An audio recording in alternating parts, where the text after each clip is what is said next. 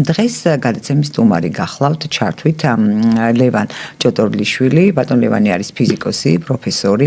ის 20 წლის განმავლობაში ცხოვრობს უკვე დასავლეთის ქვეყნებში, ბოლოხანს გერმანიაში, ხოლო სულ ბოლოს ახლახან იმყოფება აპოლონეთში და ჩვენ გამოგესალმებით ბატონ ლევან. მოგესალმებით, მინუსკროლ თქვენ აუდიტორიას.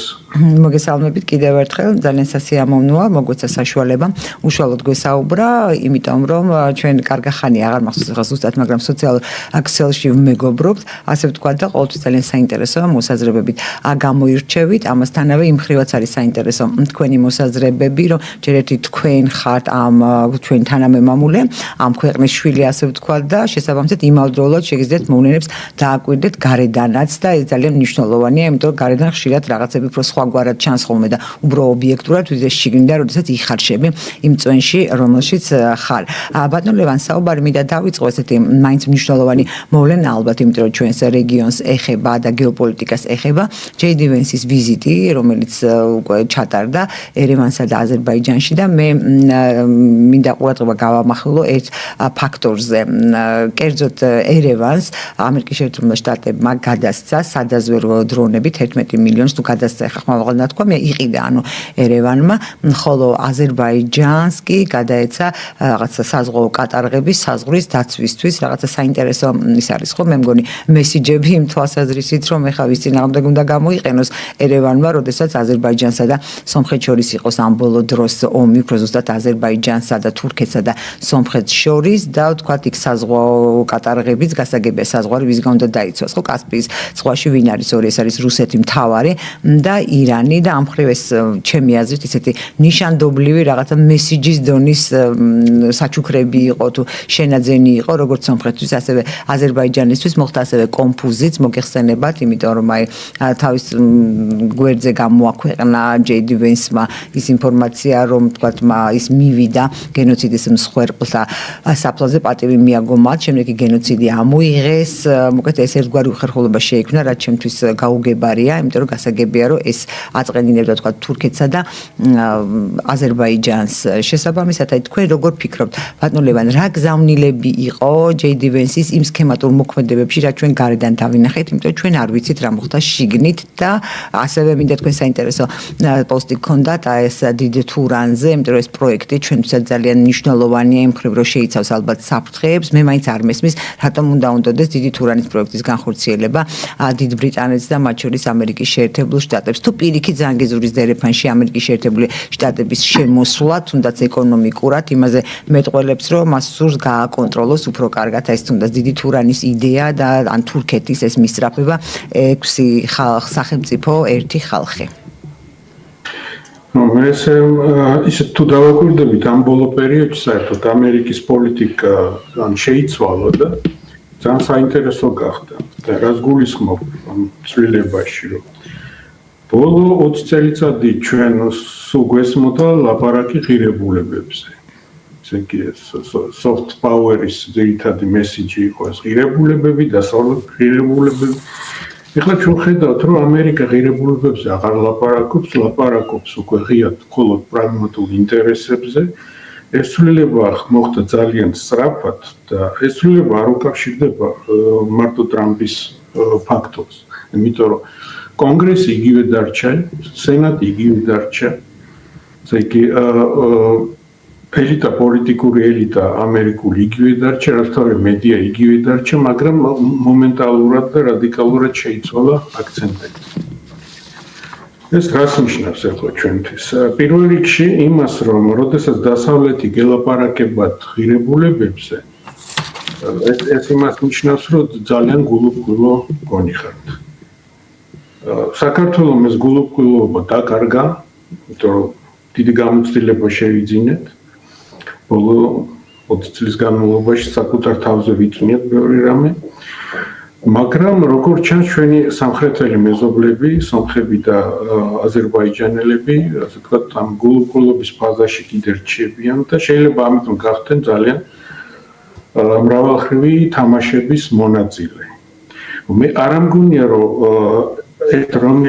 მხოლოდ ერთ რომელიმე კონკრეტულ გეგმას გულისხმობდნენ ამერიკელები მოვლენების განვითარებას. ეს არის მულტივექტორული შესაძლებლობების პოლიტიკა. რაც გულისხმობს იმას, რომ ისინი შედიან რეგიონში, აფიქსირებენ თავის ყოფნას და შემდგომ მოვლენების განვითარების მიხედვით მათ მოქმედება შეიძლება იყოს აბსოლუტურად სხვადასხვანაირი. ცალმხრივად ეს არის ანტიირანული მოქმედება, ბუნებრივია, მაგრამ როგორ განვითარდება შემდგომში მოქმედება, რომელ მხარეს დაიჭერენ, ესე იგი, სომხეთის თუ აზერბაიჯანის თუ შეეცდებიან ამ კონფლიქტის მართლა შეჩერებას, რაც მე დაუჯერებელი მგონია ხანძრულ პერსპექტივაში. კონფლიქტი გონია დაუჯერებელი თუ კონფლიქტის შეჩერება? კონფლიქტის შეჩერება, იმიტომ რომ ეს არის ეგზისტენციალური პრობლემა, როგორც ახლო აღმოსავლეთში არაბებს და ისრაელს შორის. პაშინიანის ფაქტორი ახლა მუშაობს, სომხები ახლა მოხიბლული არიან ამ დასავლური რაღაც პერსპექტივებით და ინტეგრაციის რიტორიკით, მაგრამ ეს დიდხანს ვერ იმუშავებს, იმიტომ რომ ამერიკას მაინც მოუწევს მხარის არჩევა. დღეს ისეთ ფაზაში იმყოფებიან, რომ ფაქტურად ორივესთან ცდილობენ. მხარის არჩევა სომხეთსა და აზერბაიჯანს შორის ამას გულისხმობთ. რასაკვირველია მოუწევთ არჩევა. ხო, აზერბაიჯანს ხავს დიდი პარტნიორი, მეგობარი ქვეყანა თურქეთის სახით და ეს ამ ფაქტორსაც ალბათ გაითვალისწინებენ ამერიკელები. ყოველ შემთხვევაში, როგორ განვითარდება მოვლენები, ეს დიდწილად იმაზეა დამოკიდებული, შეძლებენ თუ არა ამერიკელები ირანში თავის კონტროლის დამყარებას. თუ ამას შეძლებენ, ეს მთლიანად შეცვლის კავკასიური პოლიტიკის ლანდშაფტს. თუ ვერ შეძლებენ, ხო, ალბათ მაინც თურქეთი იქნება მათი ძირითადი პარტნიორი რეგიონში. ყოველ შემთხვევაში მე ესე მგონია, რომ კარგია, რომ საქართველო აქტიურად ამ პროცესში არ არის ახლა ჩართული და ესე იგი ჩვენ სამხრეთელ მეგობრებს მე მგონი დიდი თავგადასავლები ელოდებათ წინ. და ბატონო ლევან, აი თქვენ ბრძანეთ, რომ გულუბრყვილობა შეინიშნება სომხეთისა და აზერბაიჯანის ხელისუფლებების ქმედებებში და მეც გეთანხმებით, რაღაც იკვეთება ასეთი რამ, მაგრამ თურქეთი არ უნდა იყოს გულუბრყვილო. როგორ ფიქრობთ, თურქეთი აძლევს აზერბაიჯანს საშუალებას და უფლებას, რომ მიიღოს გულუბრყვილოს, ვთქვათ, გამომეტყველება და გულუბრყვილოს როლი შეასრულოს, თუ თურქეთს რა ინტერესი შეიძლება ჰქონდეს, რომ აზერბაიჯანი გამოიყენონ შესაცვლელად გეოპოლიტიკური ლანდშაფტის სამხრეთ კავკასიაში. თურქეთი ნამდვილად არ არის გულუბრყვილო სახელმწიფო, დიდი იმპერიული წარსული გააჩნიათ და უფრო მაღალი კლასის პოლიტიკის წარმოების გამოცდილება, მაგრამ თურქეთი თავის შესაძლებლობებსაც კარგად აცნობიერებს. ესე იგი, თურქეთის პოლიტიკა, რომ დავაკვირდეთ, იქნება ეს უკრაინის კონფლიქტი, რუსეთთან ურთიერთობა, დასავლეთთან ურთიერთობა, ამერიკასთან ურთიერთობა, ყოველთვის იყო მულტივექტორული ასე. ესე იგი, რა ქვია, აწვდის ენერგორესურსებს ისრაელს, მეორე მხრივ აქ ძალიან ანტიისრაელის რიტორიკა და თურქეთიც ასე მდგომარეობაშია. მე მგონი, რომ ესე იგი, ვირტუალურად განიხილება ბევრი სცენარები და აქტუალურად რა განხორციელდება ამ სცენარებიდან, ამას დრო გვიჩვენებს. არასოდეს თურქეთი არ იქნება ისე რადიკალური, რომ უკან დაბრუნების საშუალება და უკან დახევის საშუალება არ დაიტოვოს. ამიტომ ერთის მხრივ ესე იგი ყიდულობს იარაღს რუსეთისგან, აშენებს ატომურ სადგურს, მეორე მხრივ აღრმავებს ურთიერთობას შეერთებულ შტატებთან. ერთადერთი, ვისაც ანგარიშს არ უწევს თურქეთი და ხაზგასმელად ანგარიშს არ უწევს, ეს არის ევროკავშირი, რომელიც ამ სქემაში განიხილება როგორც სუსტი მხარე.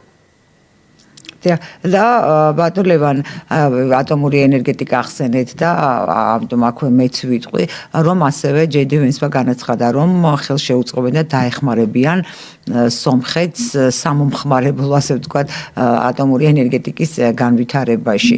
ეს როგორ შეიძლება გავიგოთ? ესეც მე მგონი უბრალოდ გულუბრყვილობაზე მეტყველებს დღევანდელი სომხური პოლიტიკის, იმიტომ რომ ამ ატომურ სადგურებს აქვთ თავიანთი ტექნოლოგიები. სხვადასხვა ტექნოლოგიებით არის აშენებული. ეს საბჭოთაა, კი ბატონო. ეს საბჭოთაა და მთლიანად მიბმულია რუსულ ტექნოლოგიებზე, იმის გადაყვანა, ასე ვთქვათ, ამერიკულ სტანდარტებზე იქნება ფაქტიურად შეუძლებელი. კი არა, იმ სადგურებს, რომლებსაც ყველა ატომურ ქვეყანას აქვს თავისი, ასე ვთქვათ, ტექნოლოგიები. და რა თქმა უნდა, სომხური სადგური მიბმულია რუსულ ენერგეტიკასთან. მე ხან ვაკურტები ხოლმე, ესე იგი, სომეხი ბლოგერების, პოლიტიკოსების გამოსვლებს ხანდახან და მე ისეთ შთაბეჭდილება მაქვს, რომ ისინი ახლა იმყოფებიან მდგომარეობაში, რომელშიც საქართველო იყო დაახლოებით 20 წლის წინ. ეს დიდი მოლოდინების პერიოდი დასავლეთთან ინტეგრაციის. დღეს ეს პოზიცია უფრო მარგინალურია, იმიტომ რომ 20 წლის წინ ევროკავშირი აბსოლუტურად სხვანაირ მდგომარეობაში იმყოფებოდა, როდესაც საქართველოში ესეთ მაღალი მოლოდინები ჰქონდათ და დღეს იმყოფება აბსოლუტურად სხვა მდგომარეობაში. ესე იგი, ფაქტურად სომხები ხედავენ რაღაც 20 წლის პერიოდი დაგვიანებით იმ პოლიტიკას, რაც მიმდინარეობს დღევანდელ დასავლეთში. და ბატონებად, მაშინ როდესაც თქვა საქართველო გამოირჩეოდა უფრო რომანტიზმითა და გულუბრყვილობით, დავარქვათ ასე და ევროკავშირი და დასავლეთის მთლიანობაში სხვაგვარი იყო, ყოველ შემთხვევაში მეც ესე მეჩვენება, რომ სხვაგვარი იყო, იმიტომ არ შეიძლება ასე შემცდარიყავით, ხომ? არალოგიკურია. ჩვენ არ გქონდა მაგალითი. სომხეთს ახლა აქვს საქართველოს მაგალითი, უყურებს უკრაინის მაგალითს. რით შეიძლება იყოს მათი აღფრთოვანება განპირობებული, ან როგორ შეიძლება როდესაც ესეთი აშკარა განსვლა არის სიტყვებსა და ქმედებას შორის, მაინც გქონდეს იმის იმედი, რომ სიტყვები, რომელსაც გეუბნებიან, გამართლდება. პირველი ფაქტორი არის ის, რომ ესე იგი ომში დამარცხება და სომხეთი ეძებს ძლიერ მფარველს. ახლა რამდენად გამოადგება, ესე იგი მფარველი, ესეთ ძლიერი მფარველის როლში დღევანდელი ევროპა ესმო თემა, მაგრამ პირველი ფაქტორი არის ომში დამარცხება. მეორე ფაქტორი ალბათ ის არის, რომ ადამიანები გამოცდილებას ხედავენ მხოლოდ იმიდან, რაც უშუალოდ მათ გადახდებათ. საქართველო მათთვის არ არის, როგორც ჩანს, გამოცდილების წყარო, არც უკრაინა არ არის გამოცდილების წყარო. სანამ თვითონ არ გამოცდიან ამ ყველაფერს საკუთარ თავზე, ეთყობა ვერ მიიღებენ ამ გამოცდილებას. მესამე ფაქტორი შეიძლება იყოს ის, რომ რაღაც ესეთი კავკასიური დერბის ეფექტი საქართველოს ყოველთვის წარმოადგენდა სომხეთისთვის რაღაცნაირად, ესე იგი, ვიტრინას, ყოველთვის იყო ესეთი კონკურენციის ელემენტი და როდესაც ხედავდნენ ამ საქართველოს ვესტერნიზაციის პროცესს ამ ბოლო 20 წლის განმავლობაში, ეთყობა ეს უჩენდა მათ, ასე ვთქვათ, სურვილს, რომ ამ გზაზე დამდგარიდნენ. თან ამას ემატება ის, რომ რუსეთი ფაქტურად არაფერს არ აკეთებდა იმისთვის, რომ ასე იგი მოდერნიზაციის პროექტები განიხორციელებინა თვითონ სომხეთში და ეს მოხდა გარკვეული ჩამორჩენა, როგორც განვითარების, ეკონომიკური, ასე სოციალური და პოლიტიკური. მაგრამ მე ამ თამაშს მაინც არ უყურებ სერიოზულად, იმიტომ რომ ესე იგი ამერიკელების პოლიტიკა არის ძალიან ელასტიური და როგორც ჩვენ ხედავთ, ძალიან ელასტიური და ისინი მომენტალურად ცვლიან ავიღოთ იგივე ქურთების საკითხი, ხო? ქურთებს ხან უჭერენ მხარს, ხან არ უჭერენ, ამ სამხედრო დახმარებასაც გულისხმობს. 25 წელს აქვს გაფორმებული და ნუ ჩვენთან გაცილებით ადრე. ეს შეიძლება აღვიქვათ როგორც ერთგვარი წითელი ნაჭერი რუსეთის წინააღმდეგ აფრიალებული და რუსეთი აღიქვამს თუ არა ამას აი ამ ეგრეთ წოდებული წითელი ხაზების გადაკვეთად სამხრეთ კავკასიაში ამერიკის შეერთებული შტატების მიერ. რუსეთი რასაკვირველია, უკმაყოფილო იქნება ასეთი დემარშებით ამერიკელების მხრიდან, მაგრამ რუსეთს არ აქვს ახლა იმპერატივი, რომ ესე იგი ორ ფრონტზე ერთდროულად იომოს, ეს ფაქტია, ამიტომ კავკასიის ფაქტორმა დროებით გადაინაცვლა უკანა პლანზე, ესე იგი მთელი კონცენტრაცია არის ახლა უკრაინაზე. და შესაძლებლობები ბევრი არ აქვს რუსეთს, რომ ამ თემას რაღაც თუ პასუხობს. ეს პრინციპში საქართველოს პოლიტიკაშიც აისახება, იმიტომ რომ საქართველოსაც ვერ ახდენენ იმ ხელაზე წოლას, რამ ხელასაც მოახდენდნენ უკრაინის ომის არარსებობის შემთხვევაში. მაგრამ კიდე ფაქტორი ის არის, რომ დაუშვათ შედგა ესე იგი ეს დერეფანი, მაგრამ თურქეთი ამ სქემაში ყოველთვის მოიაზრება, იმიტომ რომ რითი უნდა დამთავრდეს ეს დერეფანი, რა, ტრამპის დერეფანი, ესე იგი აზერბაიჯანი უნდა გავიდეს მაინც თურქეთზე, გეოგრაფიულად, ხო? და ამ ურთიერთობაში სომხეთი მაინც გამოდის როგორც გერის როლში, იმიტომ რომ არის თურქეთი, არის აზერბაიჯანი, ესე იგი როგორც თვითონ ამბობენ ერთი ერი ორი სახელმწიფო და ყოველთვის ისმის რიტორიკა იმაზე, რომ მათ საერთო საზღვარი უნდა ჰქონდეთ, არა მარტო ნახიჩევანზე, არამედ დაუკავშირდნენ თვითონ აზერბაიჯანს და არ არის გამორიცხული, რომ ამ მიმართულებითაც შეიძლება განვითარდეს მოვლენები, რომ სომხეთმა დაკარგოს კონტროლი მერე ამ კორიდორზე. იმიტომ არანაირი ფიზიკური ძალა ამ კორიდორის შენარჩუნების მას არ გააჩნია თუ გამწვავდება ვითარება. მაგრამ თუ სომხეთი დაკარგავს ამ გავლენას ამ დერეფანზე და ეს დერეფანი გადავან აზერბაიჯანის ან ალბათ უფრო აზერბაიჯანის ან თურქეთის ალბათ ნაკლებად სხვა სახელმწიფოს ასე ვთქვათ ამ ფლობელობაში მაშინ ეს ნიშნავს რომ რუსეთი და ირანი კარგავენ ერთმანეთთან დაკავშირების საშუალებას. Ну, რჩება კიდე კასპიის ზღვა. კი, რა თქმა უნდა. დიახ. მე სახმელეთოს გულისხმობ, დიახ, სახმელეთო კავშირი ფაქტურად დღესაც არ არის ესეთი სრულყოფილი, სრულფასოვანი, იმიტომ რომ მაინც რაღაც შეზღუდვები არსებობს, ხო, ესე იგი თავის ბაზების პრობლემები აქვს უბრალოდ სომხეთის ტერიტორიაზე რუსეთს. და რასაკვირველია ეს ასეთი იდეები იგულისხმება. კიდე ერთი ფაქტორია, რომ თავისი არსით, ხო, ირანი არის გაცილებით უფრო პროდასავლური ქვეყანა თავის მოსახლეობითაც, ხო, ვიდრე თურქეთი და თუ ამერიკელებმა მოახერხეს ირანზე კონტროლის დამყარება, ხო, ეს აბსოლუტურად შეცვლის ამ ლანდშაფტს და გეოპოლიტიკურ ვითარებას და შეიძლება თავი დასაყრდენიც კი გახდეს ირანი ამ შემთხვევაში დასავლეთის, იმიტომ რომ აიათოლების ხელისუფლება, ასე ვთქვათ, მორალურად და იდეოლოგიურად ამოწურულია, პოლიტიკურად პრობლემები გააჩნია თავის მოსახლეობაში და მოსახლეობასთან და არა მარტო ეკონომიური პრობლემები და რაღაც გაგებით ამ ხრივ ირანი წააგავს ამ ქვიშაზე აშენებულ ციხესიმაგრეს, იმიტომ რომ პოლიტიკურად ძალიან მოწყვლადი სახელმწიფოა დღევანდელ ვითარებაში. ეს გამოჩნდა ამ ტერაქტების სერიაში, ხო, ყოველთვის ეს შიდა ძალებით ხდებოდა ირანის ტერიტორიაზე და რაც ნიშნავს, რომ პოლიტიკური სიტუაცია საკმაოდ დაძაბულია ქვეყნის შიგნით. და ამ შემთხვევაში ირანი თუ გახდება ამერიკელების კონტროლის ქვეშ თუ გადავა და გახდება მათი პრინციპში არც თურქეთს არ აწყობს ასეთი მოვლენების განვითარება. და ბატონო ლევან, მოგიბოდიშებთ განვაგრძოთ ამ ადგილიდან რეკლამის შემდეგ, ჩვენ რეკლამის გამო მცირე ხით უნდა დავამთავროთ. ბატონო თითიცესთან და ნინო ხაჩიძესთან ერთად.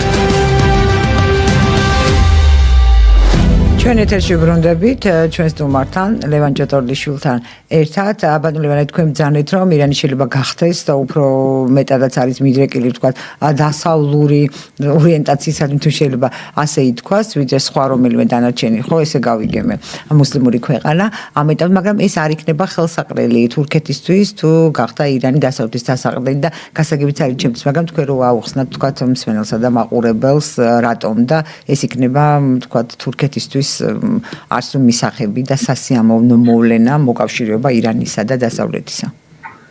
თუ არ იქნება იმიტომ რომ ესე იგი თურქეთი დაკარგავს იმ ფუნქციას, ესე იგი რაც ჰქონდა რეგიონში.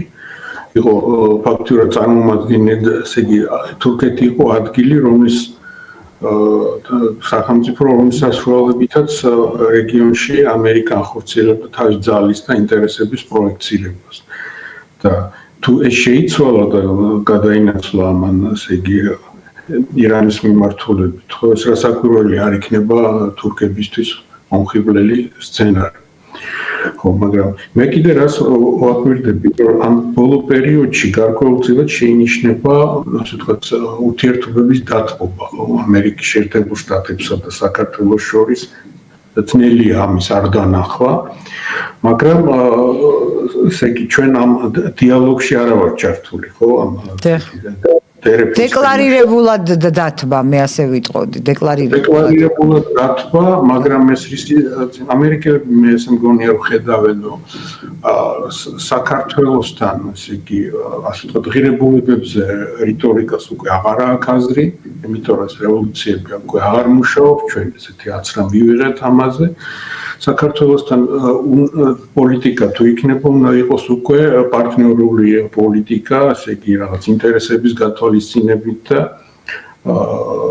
რეალ პოლიტიკაზე დაფუძნებული და ამერიკელები ჯერჯერობით ეთყობა არ არიან ამისთვის მზად, ხო? მაგრამ პერსპექტივაში ალბათ გულისხმობენ ამას. ასე დათბობას ვერ ხედავთ ევროკავშირთან, რომელიც აგრძელებს თავის რიტორიკას, იმიტომ რომ ევრობიუროკრატია უფრო ნაკლებად მოქნილია და მათ უფრო უჭირთ გადაწყობა და ამ რეალობასთან ფეხის აწყობა, ასე ვთქვათ, ხო? მაგრამ მე მგონი რომ იქაც იქნება ეს ცვლილებები, იმიტომ რომ მათ მოუწევთ, ასე ვთქვათ, რეალობის მიღება და აღიარება რეალობის. და ეს რეალობა იმაში მდგომარეობს, რომ საქართველო გახდა უფრო პრაგმატული თავის პოლიტიკაში და აღარ არის მზად იმისთვის, რომ რაღაც იდეებს და რაღაც ღირებულებებს, რომელიც სისტემატურად იცვლება საერთო დროში, ამის გულისთვის თავის ინტერესების შესწირვას. და მე ვფიქრობ, რომ ეს არის პოზიტიური მომენტი. ბატონო, თქვენ ბრძანეთ, რომ აი ამ ზანგეზურის დერეფნით სომხეთი ერთგვარად გერის როლში აღმოჩნდებაო, იმიტომ რომ აქ თურქეთია, იქ აზერბაიჯანია, მაგრამ ამ შემთხვევაში ჩვენთან რო გავავლოთ პარალელი, ჩვენც მიღებთ მონაწილეობას, ჩვენც ერთგვარ დერეფნის ფუნქცია გვაქვს და ჩვენც ვართ აზერბაიჯანსა და თურქეთს შორის, აი რა განსხვავება საქართველოსა და სომხეთს შორის ამ მოცემულობით, რომ ორივენი ვართ აზერბაიჯანსა და თურქეთს შორის და რატომ არის ის გერი, მაშინ ჩვენ მე არ მიგძვნია რომ ჩვენ ვიყოთ გერები. განსხვავება ის არის, რომ ასე იგი ისტორიულადაც ყოველთვის ესე იყო, რომ ასე იგი სომხეთი უფრო ძიმე გეოპოლიტიკურ ვითარებაში იყო ყოველთვის, ჩვენთან შედარებით და პირველ დარტყმასაც ყოველთვის სომხეთი სამხრეთით არის, კი ბატონო. ხო და ამიტომ ჩვენთვისაც არსებით ძალიან მნიშვნელოვანია სომხეთის სახელმწიფოს როგორც დამოუკიდებელი ერთეულის არსებობა. თვითონ იმის ფაქტორი, რომ სომხეთის სახელმწიფო არსებობს დღემდე, ხო, საქართველოს მიმართ დამოკიდებულებას ცვლის, ხო, მოთამაშეების მხრიდან. ჩვენ გვაქვს მაინც უფრო სხვანაირი ვითარება გეოგრაფიული, გვაქვს კავშირი შავი ზღვის რეგიონთან. ხო, ესე იგი გვაქვს საზღვარი რუსეთის ფედერაციასთან, რომელიც არ აქვს სომხეთს. და რასაკვირველია საქართველოს ეს მეტ შესაძლებლობებს აძლევს თავისი არჩევანში და პოლიტიკის წარმოებაში. ხო, ესე იგი ამ მთელი ამ წლების განმავლობაში აზერბაიჯანი დიდწილად დამოკიდებული იყო საქართველოს სატრანსპორტო ფუნქციებში და აზერბაიჯანის ინტერესი, მე მგონი, ერთი ინტერესი ესეც არის, რომ დივერსიფიკაცია მოახდინოს და არ იყოს მარტო საქართველოზე დამოკიდებული, კონდეს სხვა არჩევანის შესაძლებლობები. ესე იგი სიტუაცია ამ მხრივ ჩვენი გეოპოლიტიკური მდგომარეობა უფრო სასურველია ვიდრე სომხეთის, მაგრამ ეს არ ნიშნავს, რომ ჩვენ გვაქვს მოდუნების ფუფუნება, იმიტომ რომ საქართველოს ყოველთვის იბრძოდა ისტორიულად არსებობის და დიდი მოთამაშეები იბრძვიან გავლენებისთვის, თავის გავლენის გამწობისთვის, ჩვენ კი ვიბრძვით გადარჩენისთვის. ეს არის აბსოლუტურად განსხვავებული მოცემულობა, რომელიც ხშირად არ ისმით დასავლელ ანალიტიკოსებს, როდესაც ისინი თავის გეგმებს აწყობენ, პროგნოზებს აკეთებენ ამა თუ იმ რეგიონთან დაკავშირებით. ერთია, როცა ქვეყანა გადარჩენისთვის იბრძვის და ერთია ეს ძალაუფლების თამაშები.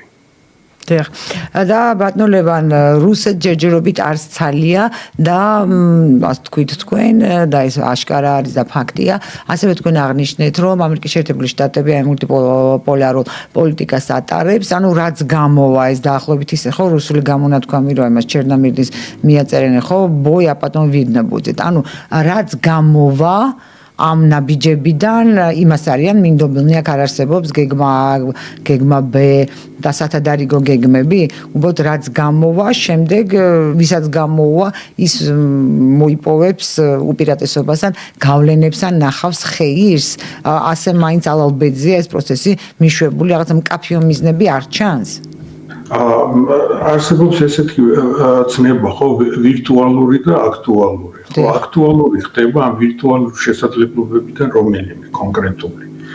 ხო, ამერიკელები ამ პოლიტიკას აკეთებენ ამ ვირტუალურ შესაძლებლობებს და რომელიმე ამ ფაქტორიდან მოხდება გათამაშდება აუცილებლად, ხო და არასოდეს ისეთ პოლიტიკას არ აკეთებენ, რომ მხოლოდ რომელიმე ერთ არჩევანზე იყვნენ დამოკიდებული.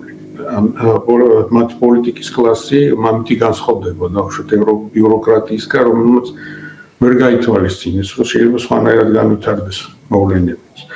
ამიტომ ესე იგი ვირტუალური არის ის, რაც შეიძლება პერსპექტივაში გახდეს აქტუალური და წინ უსწრებს მას. სხვა ყველანაირ შესაძლებლობას ისინი თვლიან. და რაც შეეხება რუსეთის პრობლემა ის არის, რომ მისი შესაძლებლობები დღეს ხო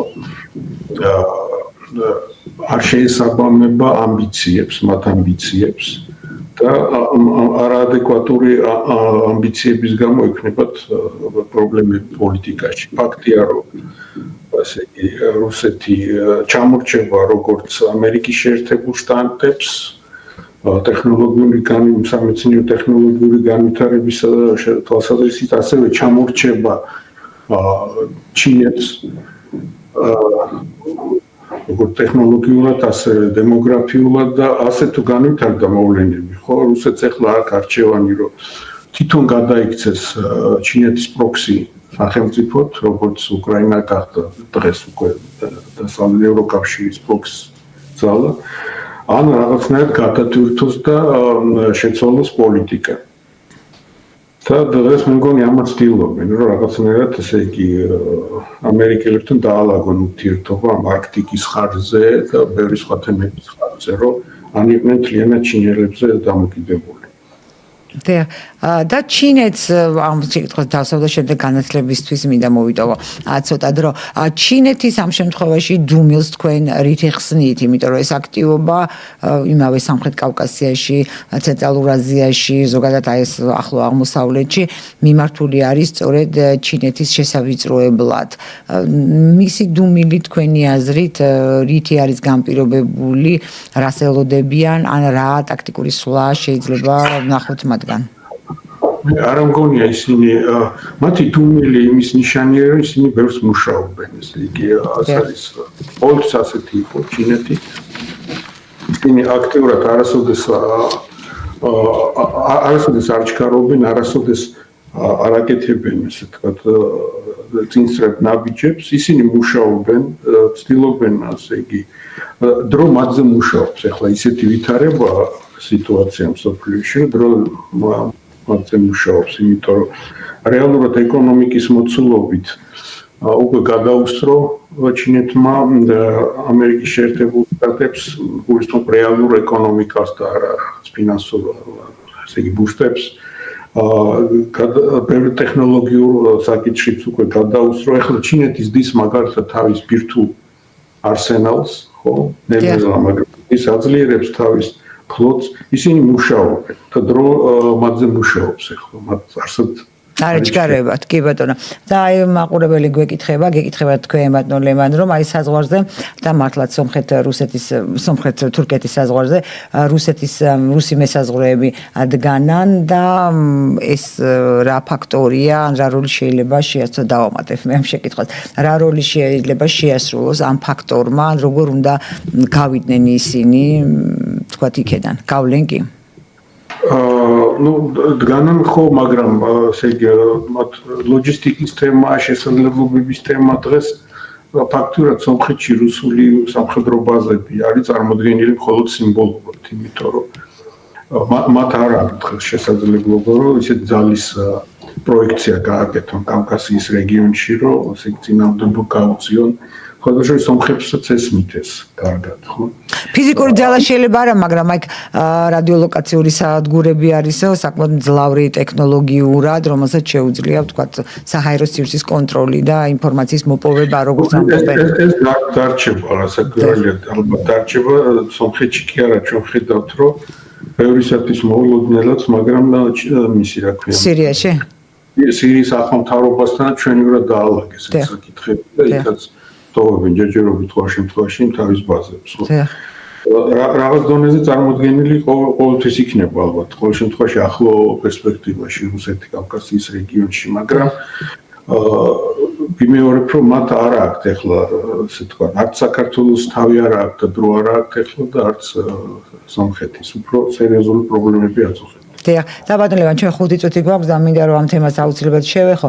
კეთოთ აი ეს ქართული განათლების სისტემა, რომელიც აი უკვე პრინციპში ალბათ შევარნადის პერიოდიდან და უფრო მკაფიო და გამოკვეთილად სააკაშვილის პერიოდიდან, ვიდრე დღემდე, ესეთი სურათი შეიქმნა, რომ აი განათლების მიცემიდან ჩამოლაბორანტ და ასე ვთქვათ, უნარჩვენებამდე და მარიფათიანი ახალგაზრდების გამოვლენას უწყობდა ხელს. ჩემი შეფასება არის ესეთი, როგორ არის შესაძლებელი და თუ არის შესაძლებელი ამ რეალობის შეცვლა, იმიტომ რომ ფაქტია, ჩვენი განათლების სისტემა ზრდის არაკონკურენტ უნარიან კადრებს თანამედროვე ტექნოლოგიების ეპოქაში, სადაც ძალიან მძაფრი კონკურენცია და ტექნოლოგიები წყვეტს ყველაფერს და ამას არ სჭირდება პრინციპში ძალიან დიდი ფული, გონება არის ყველაზე დიდი, ასე ვთქვათ, კაპიტალ დაბანდება, რასაც ჩვენ ვკარგავთ და ამას უპირველესად აკეთებს განათლების სისტემა, ყოველთვის აკეთებდა დღემდე. საერთოდ ძვირი და ესეთი თემაა ხარისხიანი განათლება და იმიტომ რომ ეს ერთი კომპლექსი არსებობს, ხო, საბავშვო ბაღიდან დაწყებული, მეცნიერებათა აკადემიით დამთავრებული, იმიტომ რომ როცა რომელიმე კომპონენტი ამოვარდნილია, მაგალითად, თუ არ აქვს მაღალი დონის მეცნიერება, ვერ გექნება, ასე ვთქვათ, გაი პროფესურა, რომელმაც უნდა აღზარდოს მერე კადრები, რომელმაც ესე იგი საფეხურებზე ან ინდუსტრიაში იმუშაონ და ასე შემდეგ. ეს არის ერთიანი სისტემა. საქართველოს ახლა ამხელა ფინანსური შესაძლებლობები არ აქვს, რომ ყველა ფრონტზე კონდეს ძლიერი განათლების სისტემა, მაგრამ ერთი სავალალო ფაქტორი, რასაც მე ვხედავ და ესე იგი, რასაც შეიძლება დიდი ფინანსები, რაზე იხარჯება ის მწირე რესურსებიც, რაც არსებობს, ხო? ესე იგი, არაპროპორციულად დიდი სექტორი გვაქვს ჩვენ ეგრეთ წოდებული სოციალური მეცნიერებების, ხო? ეს დაიწყო, რა ქვია, 2003 წლის შემდეგ, როდესაც ამ რეფორმების შემდეგ ფაქტობრივად განათლების სისტემა გადაიქცა ახალი იდეოლოგიური კადრების გამოზრდის პლატფორმად, ხო? არაპროპორციულად დიდი რაოდენობით ყავს სტუდენტები ისეთ დარგებში, რომლებიც არ უკავშირდება მერე ინდუსტრიის მრეწველობის, ტექნოლოგიური განვითარების საკითხებს არანაირად, ხო? მათი მოწოდება და ფუნქცია არის, რომ ისინი უნდა იყვნენ, ასე ვთქვათ, იდეოლოგიების მატარებლები, რაღაც გაგებით და უნდა იყვნენ ჩართული ამ პროპაგანდაში. ასე იგი, წარმოება არის ამ მიმართულებით. უბრალოდ რომ ნახოთ იგივე თბილისის სახელმწიფო უნივერსიტეტი, რა რაოდენობის მე აღარაფერს აღარ ვამბობ, სხვა რაოდენობის ხალხი სწავლობს ამ მიმართულებები. სად დასაქმდება ეს ხალხი, ხო? ხო, ბაზარმა ფაქტია ვერ დაარეგულირა იყო ეს, ხო, პროფესია. ვერ დაარეგულირებს, იმიტომ არ არსებობს მოთხოვნილება ამ რაოდენობის ფსიქოლოგებზე, სოციოლოგებზე, ასე თქვა, სოციალურ მეცნიერებზე და ასე შემდეგ. სად წავა ეს ხალხი? იმის ნაცვლად, რომ გავზარდოთ საინჟინრო კადრები, საინფორმაციო ტექნოლოგიები, საიდან შეიძლება ფინანსების მერე მოზიდვა და დასაქმება. ამის ნაცვლად ხდება ისეთი განათლების სფეროების სახალისება, რომელიც უკუგებას არ იძლევა და უკუგებას თუ იძლევა, მხოლოდ რადიკალური განწყობით, ესე იგი ახალგაზრდების, რომლებიც ამთავრებენ ამ ფაკულტეტებს, ვერ ხედავენ თავისათვის მერე საზოგადოებაში და უერთდებიან ამ რადიკალურ პრეკარიატს და ხდებიან ამაზე კვაზირევოლუციური მოძრაობების ავანგარდი, ხო? ამ ხილგას მისახედია ეს საკითხი, იმიტომ რომ არ შეიძლება სახელმწიფო ასე უყურებდეს ამ საკითხს. დიახ, რა თქმა უნდა. ვერანაირი ბაზარი და ვერანაირი ასე ვთქვათ, ეს არ არის თვითრეგულაციის სფერო. დიახ. და პრინციპში სხვათა შორის თქვენ სწორად აღნიშნეთ, რომ ბაღის ასაკიდან სკოლა და შემდეგ უმაღლესი სასწავლებელი რაღაც ეს მთლიანი ჯაჭვი უნდა იყოს და ეს ჯაჭვი არის დარღვეული და გარდა ამისა იდეოლოგიური კომპონენტი ახსენეთ, მაგრამ იდეოლოგიური კომპონენტი სახელმწიფოებრივ მე ვფიქრობ, რომ ძალიან მნიშვნელოვანი არის აღზრდის პროცესში, იმიტომ ჩვენ ბოლოს და ბოლოს უნდა გავარკვიოთ ამ დამოუკიდებლობის მოპოვების დაწყებიდან დღემდე ბოლოს და ბოლოს ვის აღზრდის ქართული განათლების სისტემა, მან ხო საქართველოს მოქალაქე უნდა აღზარდოს და აი ამ ხრივ ეს იდეოლოგიური დატვირთვაც არ აქვს ჩვენს განათლების სისტემას, მე ესე ვფიქრობ და ესე ძალიან მნიშვნელოვანი პრობლემაა, სწორედ ამიტომაც შემდეგ ჩვენი ეს ახალგაზრდები ეს თაობები ადვილად ექცევიან სხვა უცხო გავლენების ქვეშ, იმიტომ მათ თვითონ არ აქვს ღერძი, რასაც დაეყრდნობიან. ეს ღერძი უნდა იყოს, რა უნდა იყოს მაშინ, ესე იგი ჩვენი ფილოლოგიური სკოლა უნდა იყოს, ხო?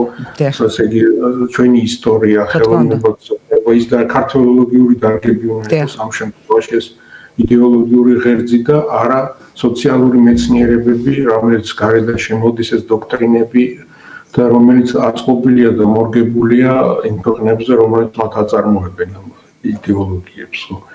ამ ხრივაც ესე იგი ბევრი სამუშაოა, იმიტომ რომ ეროვნული თვითშეგნება და რაღაც გაგებით სიამაყეც, ხო, ესე იგი ეფუძნება ყოველთვის ამ ისტორიულ მემკვიდრეობას და კულტურულ მონოპოლს, რაც წინათაობებმა გააკეთეს და ესე იგი იდეოლოგიის სწავლება არ შეიძლება პირდაპირ იდეოლოგიას. რა თქმა უნდა, მე არც მიგულისხმია, რომ რაღაც საგანი იყოს იდეოლოგიური პროგრამები უნდა იყოს ისე შედგენილი, რაც ხელს შეუწყობს მენტალურად ქართველის აღზრდას. დასაკვირველია და ყველაზე კარგი კურსი ამისთვის არის ქართული ლიტერატურის და ესე იგი ენის კურსი და ისტორიის კურსი. დიახ, და სხვა ძალიან სამწუხარო ტენდენცია წელსაც შემოწმება, მაგრამ აუცილებლად შევამოწმებ, თუმცა არაფერი შეიცვლებოდა.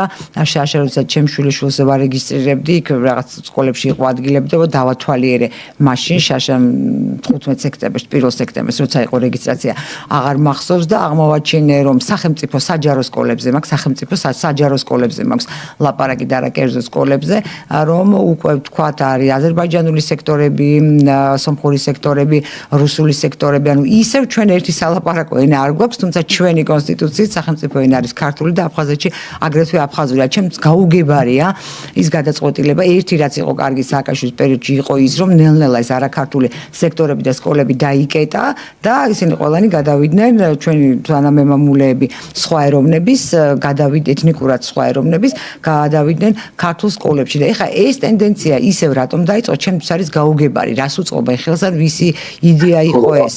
ნამდვილად არ არის ეს სასიამოვნო ტენდენცია, იმიტომ რომ ფაქტიურად ეროვნება დიდწილად განსაზღვრავს აზროვნებას.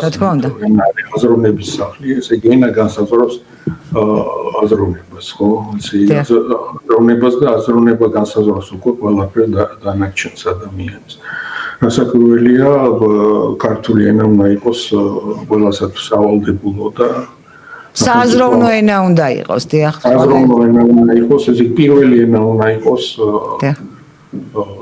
იმათვის, ვინც საქართველოში ცხოვრობს და საქართველოს პასპორტი გააჩნია მოქალაქეობა. დიახ, მე იმედი მაქვს, რომ რაღაცად მიაქცევს ამ ყურადღებას საქართველოს ხელისუფლებას და შესაბამისი უწყებას, ანუ განათლების სამინისტრო. ბატონ ლევან სამწუხაროდ ჩვენი გადაცემის დრო მოიწურა. ძალიან დიდი მადლობა ჩართვისთვის და საინტერესო საუბრისთვის. ძალიან დიდი მადლობა ჩვენს მაყურებელსა და მსმენელს. მე გემშვიდობებით და იმედი მაქვს შევხვდებით ხვალ 14 საათსა და 10 წუთზე. ნახვამდის.